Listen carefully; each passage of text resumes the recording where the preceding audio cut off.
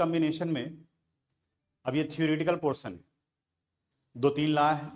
Law of conservation of मास दिख रहा है, लॉ ऑफ डिफिनिट प्रोपोर्शन है, लॉ ऑफ मल्टीपल प्रोपोर्शन है, गैलुसैक्स लॉ है और फिर एवोगाड्रोस लॉ है। ये इतने लॉ हैं, थियोरिटिकल पोर्शन है। नीचे क्लासेस में भी पढ़ने के लिए था, वहां भी क्वेश्चन पूछा जाता है। 11th वगैरह में तो इतने सारे टॉपिक हैं इस चैप्टर में कि क्वेश्चन ना के बराबर यहाँ पूछा जाता है।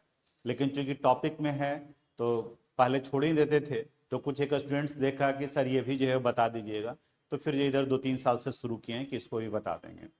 लॉ ऑफ कंजर्वेशन ऑफ मास, ये क्या बताता है? किसी भी केमिकल रिएक्शन में ना तो मास का क्रिएशन होता है और ना ही मास लॉस होता है।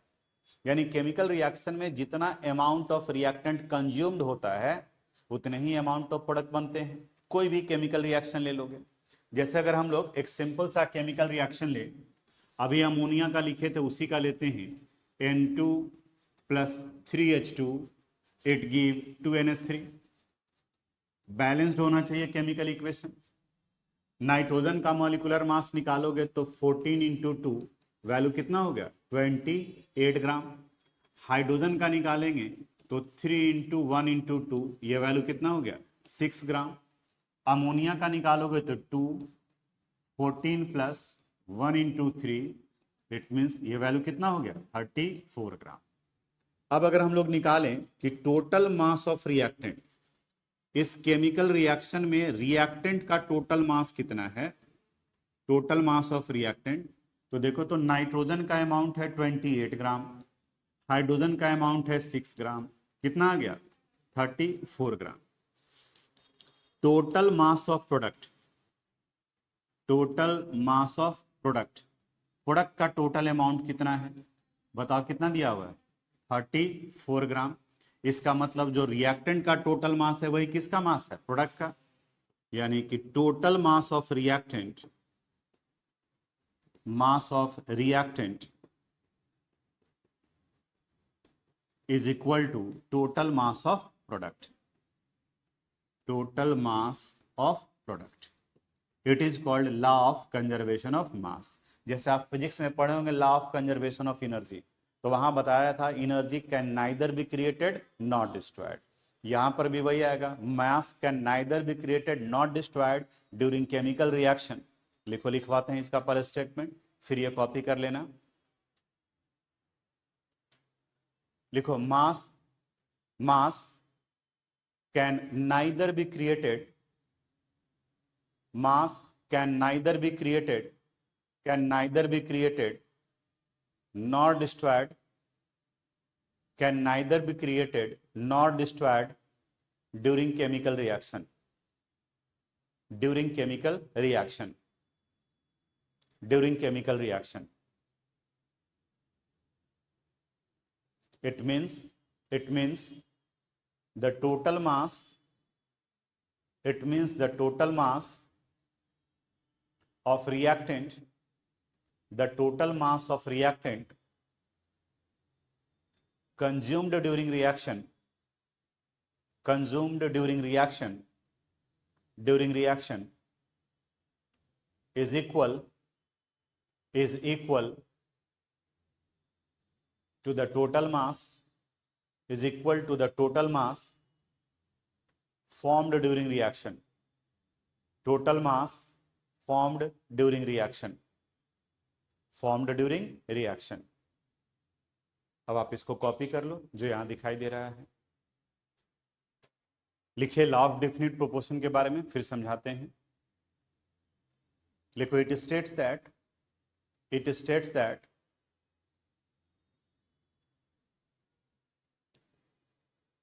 if two or more chemical substances, if two or more chemical substances react to form a product,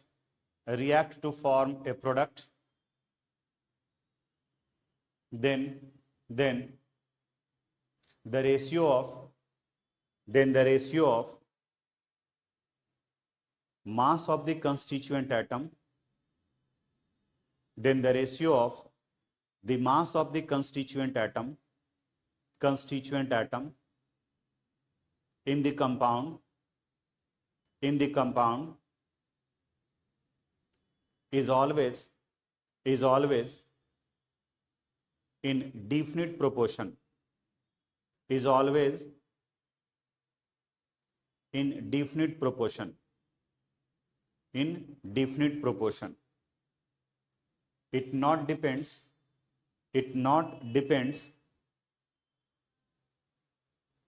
on the nature of source, it not depends on the nature of source and the method of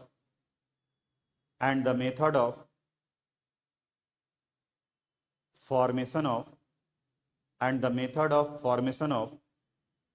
the product,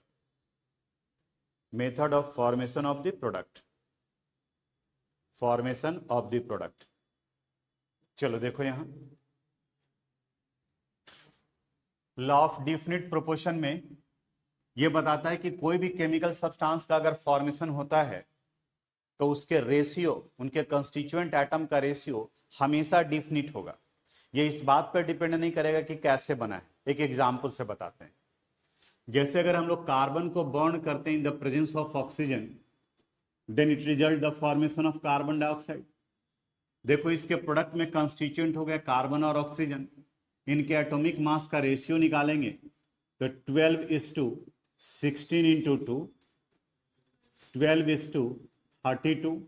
और बताओ क्या लिख सकते हैं इसको, 3:8, 4 से निकल जाएगा। एक मेथड ये हुआ कार्बन डाइऑक्साइड के प्रिपरेशन का। दूसरा ने बोला कि हम कार्बन से कार्बन डाइऑक्साइड नहीं बनाएंगे, हम कैल्शियम कार्बोनेट से कार्बन डाइऑक्साइड बनाएंगे। तो कैल्शियम कार्बोनेट को अगर आप स्ट्रांगली हीट करोगे then it result the formation of CaO and CO2। यहां पर भी जब निकालोगे आप तो 12:16 × 2, 12:32, यानी यहां पर भी वैल्यू कितना हो गया 3:8। यानी कि कार्बन डाइऑक्साइड में कार्बन और ऑक्सीजन के कंस्टिट्यूएंट एटम के मास का रेशियो हमेशा डिफिनिट होगा, चाहे वो किसी भी मेथड से बनाया जाए। कार्बन डाइऑक्साइड अगर है तो कार्बन और ऑक्सीजन का रेशियो चाहे आप कार्बन से बनाओ, चाहे कैल्शियम कार्बोनेट से बनाओ, चाहे सोडियम कार्बोनेट से बनाओ, तो चूंकि फार्मूला सेम है तो रेशियो भी सेम होगा। एक्चुअली ये सब पार्ट जो है वो बेसिक पार्ट था जब केमिस्ट्री स्टार्ट हो रहा था, लेकिन आगे हम लोग जब बढ़ चुके हैं तब लगेगा कि सर फार्मूला सेम है तब रेशियो तो सेम रहेगा। हाँ बिल्कुल वही रहेगा, वही बात ये डेफिनेट प्रोपोर्शन बताता है, नोट कर लीजिए इसको। नेक्स्ट है लॉ ऑफ मल्टीपल प्रोपोर्शन। लिखिए इसके बारे में फिर समझाते हैं। लिखिए if atoms of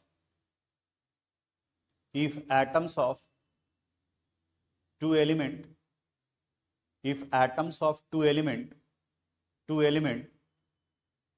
combine to form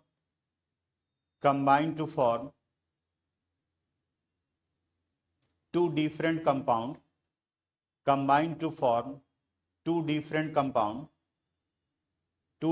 compound, then the ratio of atomic mass of an element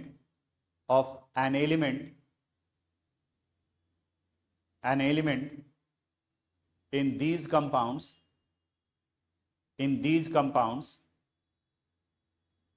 are always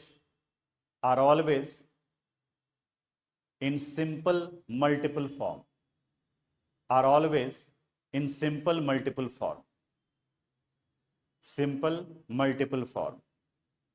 multiple form.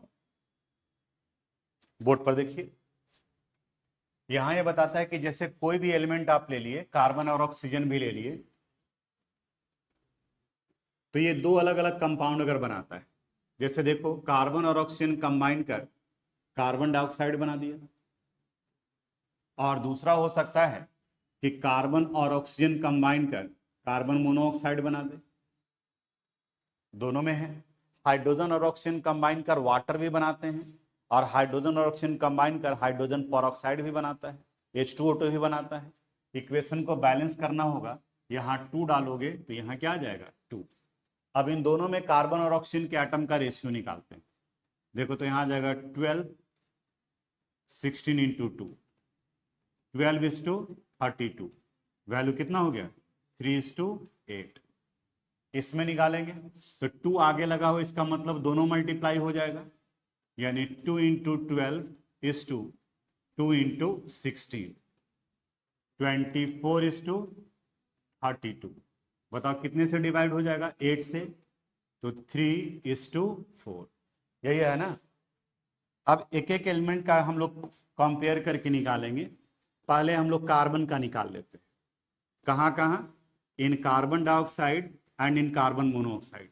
देखो तो कार्बन डाइऑक्साइड में कार्बन का रेशियो कितना है 3, कार्बन मोनोऑक्साइड में कितना है, तो ये वैल्यू हो गया 3:3, इट मीन्स 1:1, सिंपल मल्टीपल है। इसी तरीके से अब ऑक्सीजन के लिए निकालते हैं। फॉर ऑक्सीजन कहाँ कहाँ, in carbon dioxide and in carbon monoxide. बताओ तो कार्बन डाइऑक्साइड में वैल्यू कितना है 8, कार्बन मोनोऑक्साइड में 4, वैल्यू कितना हो गया 2:1, सिंपल मल्टीपल फॉर्म में है, तो इसे कहा जाता है law of multiple proportion.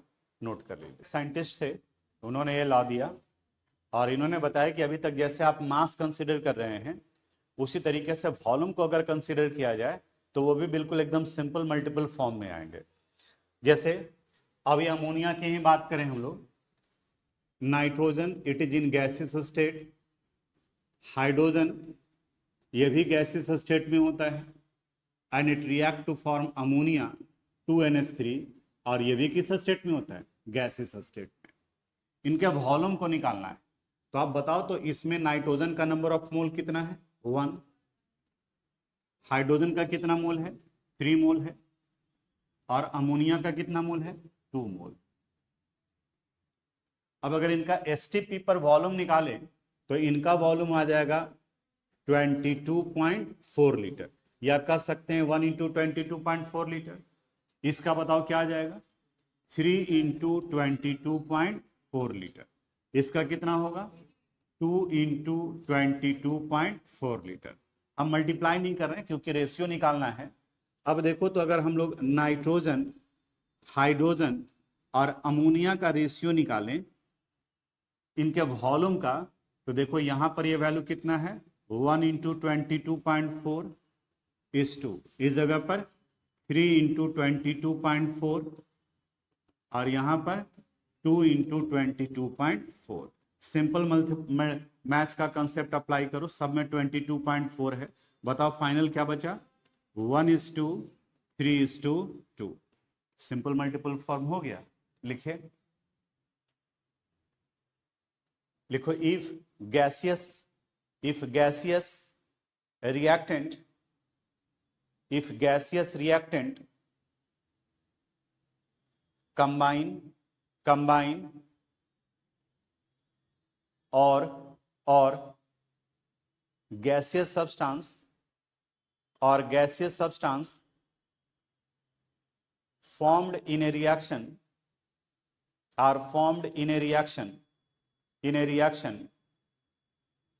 then the ratio of volume of these gaseous component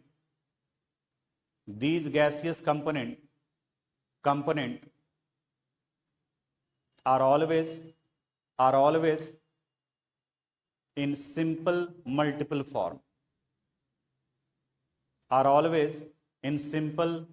form, multiple form। अब आप इसको कॉपी कर लीजिए गैडोज लॉ के बारे में। लिखो इट स्टेट्स दैट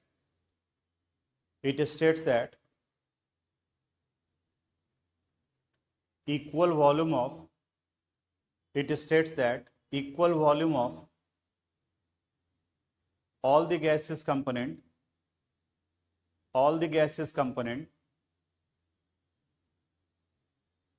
also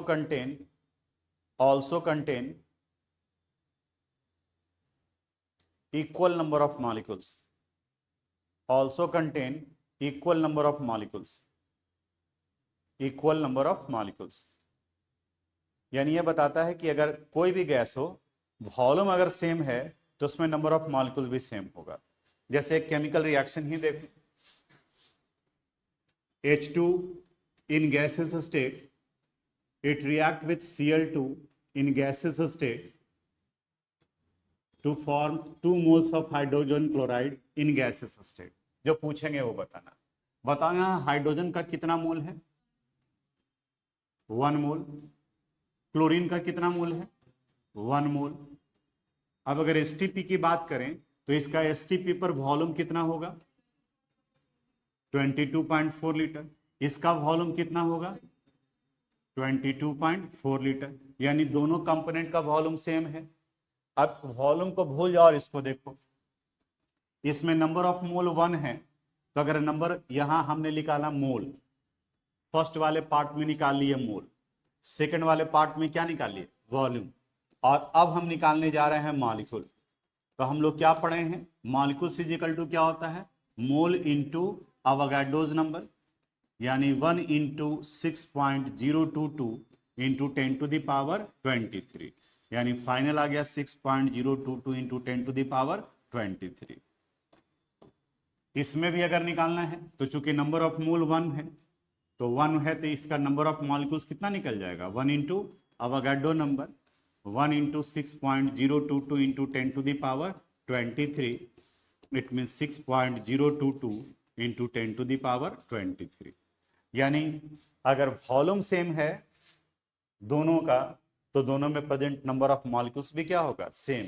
क्योंकि वॉल्यूम सेम है तो मोल सेम होगा, और जब मोल सेम हो गया तो मोल पर ही तो मॉलिक्यूल डिपेंड करता है, तो अवोगाड्रो नंबर से मल्टीप्लाई कर दिए तो मॉलिक्यूल भी सेम हो गया। यानी वही सारा पार्ट यहाँ रूल के रूप में बताया जो हम लोग यूज करते चले आ रहे थे। हम लोग ये याद कर रही है कि 1 मोल किसी भी गैसेस कंपोनेंट का वॉल्यूम 22.4 लीटर है। तो 1 मोल पहले हम लोग पढ़े कि 1 मोल का मतलब अवोगाड्रो नंबर, और फिर बाद में पढ़े कि 1 मोल का वॉल्यूम 22.4 लीटर है। तो इसका मतलब यह हुआ कि अगर नंबर ऑफ मॉलिक्यूल सेम है तो वॉल्यूम का भी वैल्यू क्या होगा? सेम होगा। तो ये इतना कुछ था some basic concept of chemistry में। अच्छा, thank you so much for watching this video. आपका बहुत बहुत धन्यवाद। और अगर आपको किसी भी तरह की कोई भी परेशानी या दिक्कत आ रही है तो आप मुझसे बिल्कुल पूछें, मैं हर एक सवाल का सही जवाब दूंगा और आपके सारे डाउट्स को क्लियर करूंगा। धन्यवाद। और अगर ये वीडियो आपको अच्छी लगी हो तो प्लीज़ लाइक, शेयर, सब्सक्राइब ज़रूर करें और इसको ज़्यादा से ज़्यादा लोगों तक पहुंचाएं।